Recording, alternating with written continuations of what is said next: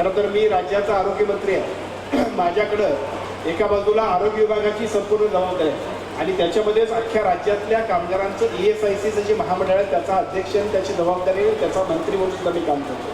माझा प्रयत्न चालला आहे की या सगळ्या ग्रामपंचायतच्या कर्मचाऱ्यांना सुद्धा जर ESICमध्ये आपल्याला घेता आलं तर त्याचा उपयोग चांगला होणार आहे. कारण त्याच्यामध्ये कमीत कमी 50 लाखापर्यंत अगदी 1 कोटीपर्यंत सुद्धा आम्ही म्हणू शकतोय, परंतु निश्चितपणे 50 लाखापर्यंत तरी सगळे उपचार मोफत आहे, एवढी सुरक्षितता आहे. त्यामुळे या सगळ्यासाठी सुद्धा आमचा प्रयत्न चालला आहे की ग्रामपंचायतचे कर्मचारी असतील, वेगवेगळ्या पद्धतीच्या इतर सगळ्या अगदी तुमच्या आशा स्वयंसेविका असतील तर त्यांना सुद्धा 10,000पर्यंतच आपण सगळेजण मानधन देतोय. त्यामुळे 21,000च्या उत्पन्न ज्यांचा कमी आहे अशा सगळ्या लोकांना जर तिथल्या आस्थापनेनं मान्यता दिली तर आम्ही सगळी मंडळी त्याच्यामध्ये या सगळ्यांना सामावून घेऊ शकतो.